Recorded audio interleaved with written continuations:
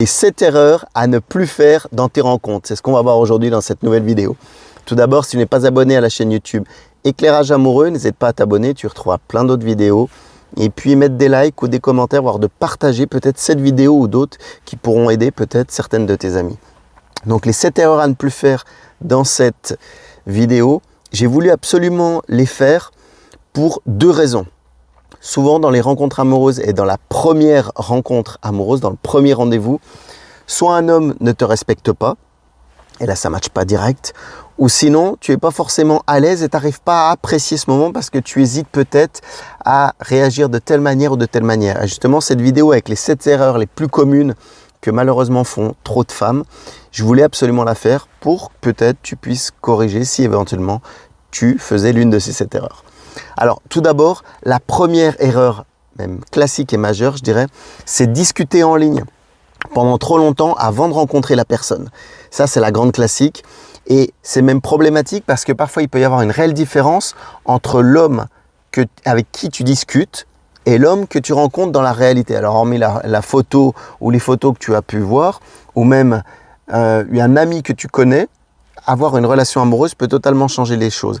Et quand tu mets du temps à rencontrer l'homme, automatiquement, ça peut être un homme soit timide dans le meilleur des cas, ou sinon un manipulateur, un pervers narcissique, ou simplement un dragueur, un beau parleur. Et tant que tu ne le rencontres pas, tu ne peux pas vraiment savoir. Donc, il ne faut pas discuter en ligne pendant des mois avant de se rencontrer, parce que ça, c'est réellement une erreur qui, lorsque ça se passe, crée une certaine amitié, tu restes un peu dans l'idée du fantasme et lorsque tu rencontres la personne, et ben en fait ton rêve un petit peu, j'ai envie de dire, il part en fumée et tu es hyper déçu. Et c'est pas du tout ce sur quoi on veut aller.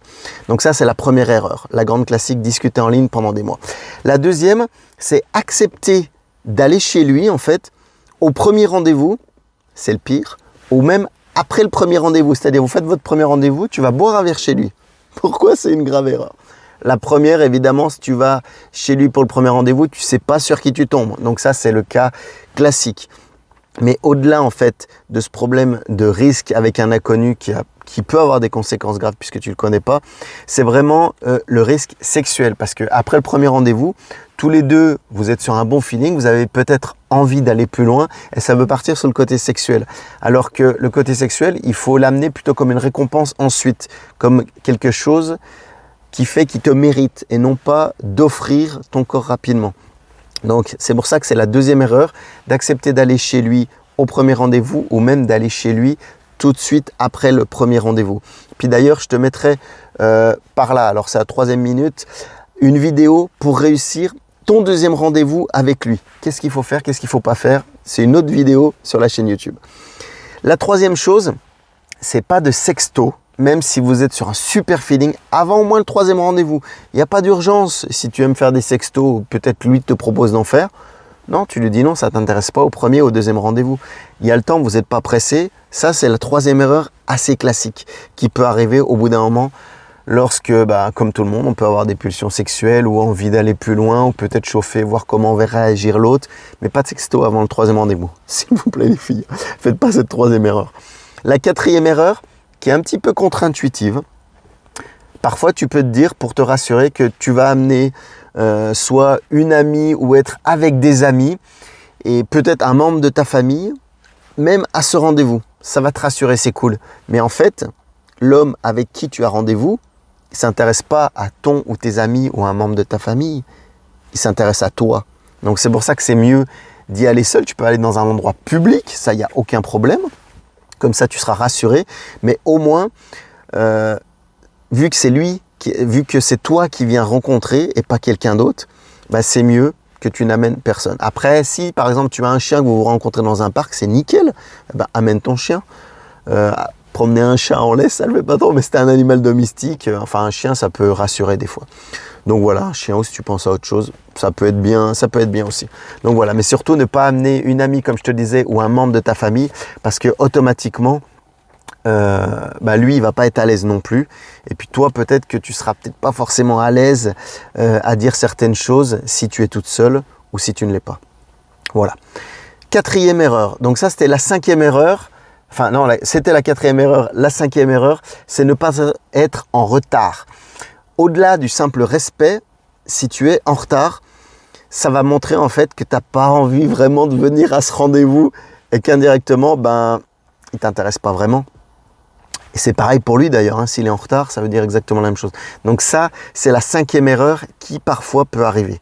Ça, on le dégomme avant la rencontre, c'est mieux de voir vraiment pour que la personne t'intéresse, ça soit la bonne personne pour toi. On le fait d'ailleurs dans les coachings, je t'en reparlerai à la fin un petit peu plus loin. 6e erreur, pas porter des vêtements, alors trop sexy, tu le sais, mais trop bien habillé. Pourquoi? Pour 2 petites raisons. Parce que la première, si tu montres trop de choses, tu vas pas laisser libre cours à son imagination. Il va pouvoir essayer de deviner tes formes, que ce soit au niveau de la poitrine ou de tes autres atouts. Et ou si tu te maquilles trop bien, trop au top, c'est la même chose. Pas trop dès le début. Pourquoi pas après, durant le 2e ou 3e rendez-vous, mais pas au premier rendez-vous, s'il te plaît, ça je t'en supplie. Et puis la 2e, c'est que tu peux même mal t'habiller volontairement ou t'habiller super classique ou mettre un jean baggy ou pas être au top pour voir sa réaction. Pour voir sa réaction, parce que ça va être bien, tu vas voir si vraiment il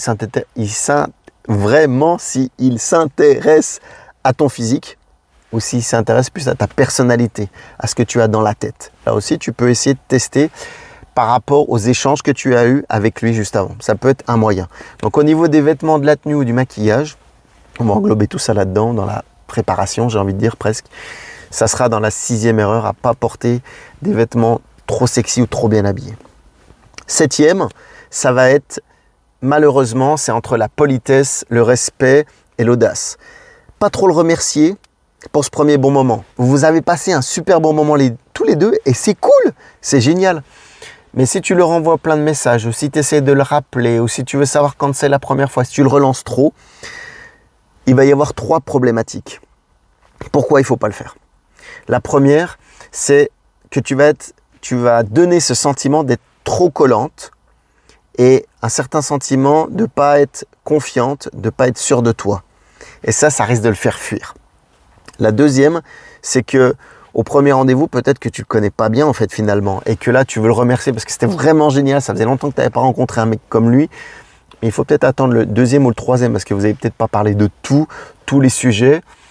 Et attends quand même le 2e, 3e, pas d'affolement j'ai envie de dire. Et puis le 3e, c'est que si tu le remercies trop pour ce premier rendez-vous, automatiquement tu vas paraître acquise, le fameux mot explosif. Et c'est vrai que tu vas donner cette sensation. Et le gars, si tu en fais trop, comme d'habitude, je le répète assez dans les vidéos, mais c'est bien de le répéter des fois. Ça fait 2-3 vidéos que je le répète. Si tu en fais trop, tu vas être acquise et automatiquement, le gars va pas avoir envie de te découvrir et pas de faire un 2e ou 3e rendez-vous. Il va pas être autant intéressé, pas aussi curieux. Donc voilà. J'espère que cette vidéo t'aura aidé. N'hésite pas à mettre des commentaires. Peut-être que tu as d'autres erreurs à partager avec les filles qui regarderont les vidéos. Ça serait cool. Et puis moi, ça pourra peut-être m'apprendre d'autres choses éventuellement. Voilà. Je te remercie.